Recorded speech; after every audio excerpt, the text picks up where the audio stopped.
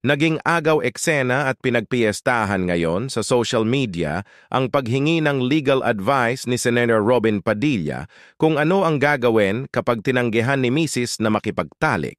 Ginawa ni Senator Padilla ang pagtatanong sa pagdinig ng Committee on Public Information and Mass Media na kanyang pinamumunuan kahapon kaugnay sa mga issue ng sexual abuse, rape at iba pang kahalintulad na paksa. Natanong ni Senator Robin na paano matupad ang sexual rights ng isang mister, gaya niya kung ayaw at wala sa mood si Mrs. Nabanggit ni Padilla na kung sakaling tumanggi si Mrs. at sabik na ang mister, pwede ba daw mambabae na lang? Sinagot naman ni Ate Yen Lorna Kapunan, isa sa mga resource persons, na hindi kailangan ng legal advice at dapat mag-usap na lang ang mag-asawa sa marital issue.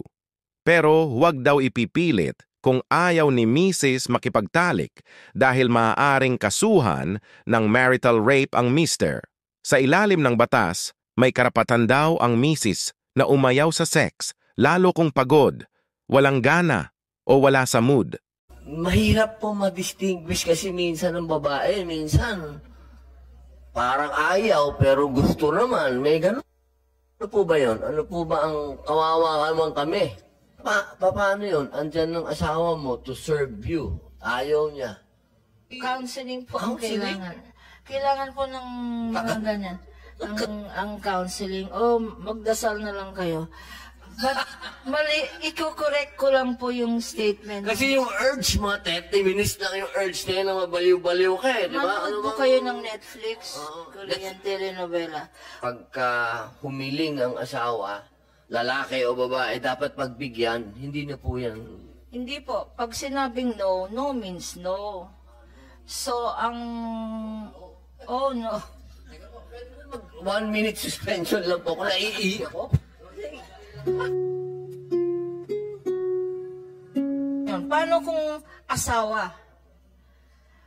Sabi ng asawa, honey, sasabihin ng asawa, masakit ang ulo ko, ayaw ko. Pinersa nung husband, yung babae, to have sex. Is that rape? Ang sagot po ay yes. Ang tawag po? ang tawag po So yung dati po na sinasabi na obligasyon ng asawa, ng babae o lalaki, kapag humiling ang asawa, lalaki o babae, dapat pagbigyan, hindi na po yan. Hindi po. Pag sinabing no, no means no. So, ang... Oh, no. 1 minute suspension lang po. Kung naiiyak ako. Sige po. Kami pong taong bayan, ang lalong-lalo na mga lalaki, paano naman daw po yun? Kasi, halimbawa lang po, yung babae, yung asawa mo, may mixed, minsan kasi, ito totoo po to, minsan akala mo nagpapalambing lang yung asawa mo. So, paano masasabi yung no is no? Akala mo lang nagpapalambing o... Mahirap po ma-distinguish kasi minsan ng babae, minsan parang ayaw pero gusto naman. May ganun. Ano po ba yun? Ano po ba ang kawawa naman kami? Ang depensa namin. O kung kami naman halimbawa ang wala sa mood, meron ba kaming karapatan magno? Mahirap paniwalaan, pero ako lalo, mahirap paniwalaan ako magno. Pero, paano pa pag nagno ako? Yung no means no applies to both genders. So, pag sinabi ng husband, no, hindi siya pwedeng i-force nung asawa. Halimbawa naman po, wag naman po sana, halimbawa lang, nagkaroon na kayo ng marital problem. Pwede po bang gamitin yon against doon sa babae o sa lalaki? Sabihin, hindi, kasi kaya naman ako nakikipaghiwalay dyan. Dahil tuwing yayayain ko, ayaw. Ganon. Paano po kaya? Pwede po ba yung maging ebidensya din yun? O ano? Yes po, because sa cases, for instance, yung case nung annulment ng marriage, ang ground nun is psychological incapacity. Yung basis ng psychological incapacity is yung mutual obligation ng mag-asawa of love and respect. Ngayon, part of love is showing your love. But kasama po rin doon yung respect.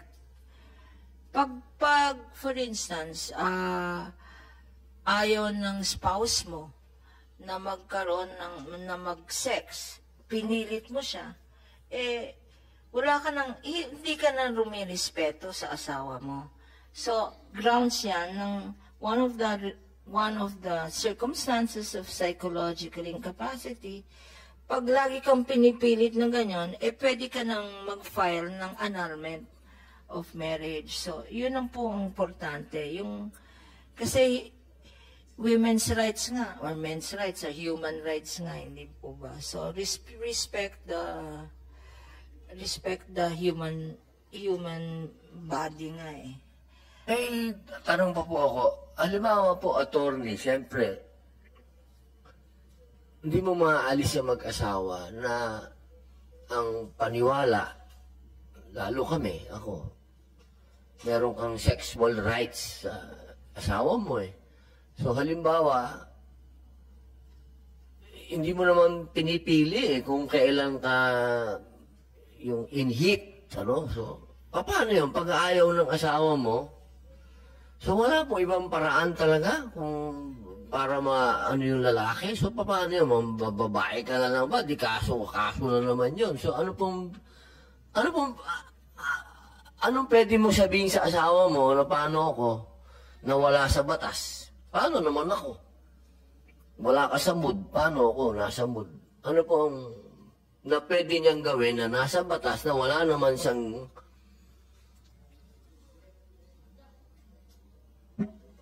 wala kaming choice bigla, gano'n na lang. Matulog ka na lang, gano'n. Siguro po ang issue doon hindi na legal, no? Ang issue doon na yan psychosocial. Sa legal po, alam mo, mapilit yung lalaki. Ano yung sa legal na pwede niyang gawin? Pwede bang, will you help me na lang, gano'n na lang. Tulungan mo na lang. Hirap po pag Tagalog kasi hindi mo masabi, baka bastos ang dating. Matulungan mo ba ako o paano po kaya?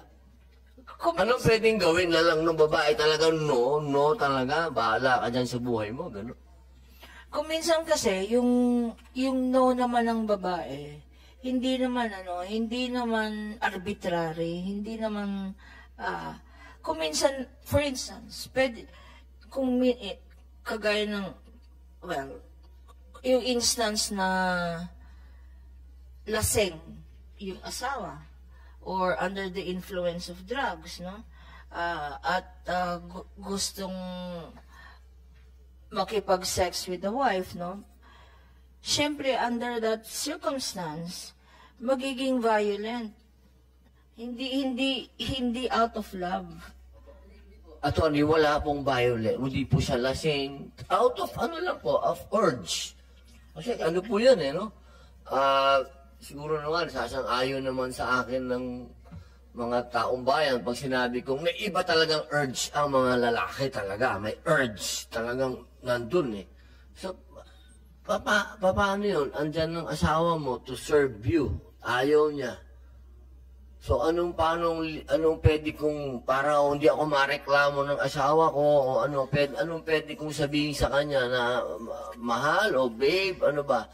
Please help me in a way. Counseling po ang kailangan. Kailangan po ng mga ganyan. Ang counseling. Magdasal na lang kayo. But, i-correct ko lang po yung statement. Kasi yung urge, mga 30 minutes lang yung urge tayo na mabaliw-baliw ka di ba? Manood po kayo ng Netflix, Korean telenovela. All I'm saying po, so legally, wala po? Wala po. Because sabihin mo sa asawa mo, help me. That's why it's important yung issue ng mutual respect. If your spouse refuses, whether valid or hindi, respetuhin natin yung decision ng wife or nung husband in that case.